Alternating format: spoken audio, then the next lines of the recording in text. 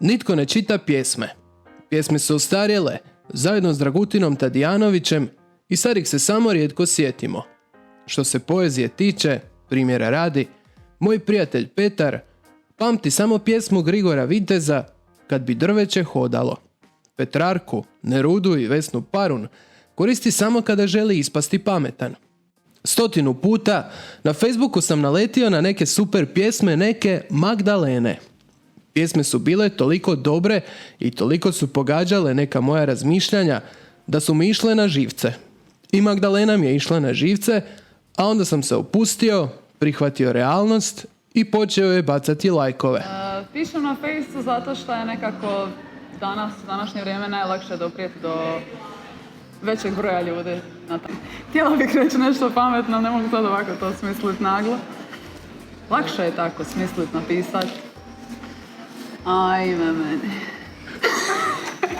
Problem pravog pjesnika uvijek je isti. Ako je dugo sretan, postane otrcan, primijetio je Orhan Pamuk. Sretna ili ne, bio sam siguran da je Magdalena Marđetko zaslužila biti u ovom serijalu videa. Dok sam je čekao, osjećao sam se kao da snimam prilog za Provjereno. Kasnila je. Iako sam stajao pored pozdrava suncu u Zadru, dakle na poprilično sigurnom mjestu, osjećao sam da bi za koji trenutak mogao biti gurnut u kanal kao novinarka Ema Branica. Šetali smo rivom, a Magdalena se sakrila naočalama i započela svoju životnu ispovijest. Na dan kada je rođena, na bolnicu u kojoj je rođena, bačena je bomba. Jedva je preživjela. Međutim, ako to uzmemo u obzir, nije čudno da su pjesme koje danas piše u najmanju ruku bombastične. Dakle, jednom kad pustiš svoju riječ vani, teško je više zadržati u 4 zida svoje duše, a kroz pisanje se suočavam sa svojim smislom, besmislom, sumnjama, strahovima i sve ono što pišem u biti sebi, ne drugima.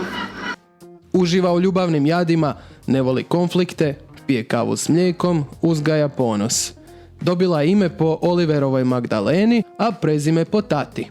Magdalena je svoje u stihove posložene riječi pretočila i u, kako kaže, 5-6 pjesama. Pjesma Zadarska bajka 2016. godine osvojila je prvu nagradu dječje televizije. Ova učiteljica razredne nastave pisala je i za nekoliko portala. Njena duga plava kosa i meki koraci odavna oplahuju sunce što sija na njenom rodnom otoku Ugljanu. Pjesma Umjesto volim te uspjela je rasplakati i mog prijatelja Petra. Evo komadića pjesme uz prekrasne kadrove iz Zadra. Umjesto volim te. Pridržat ću ti vrećice iz dućana, zaogrnut ću te svojim kaputom i glumiti da mi nije hladno.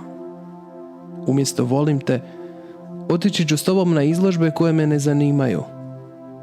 Pogledat ću akcijske filmove koji me užasno živciraju.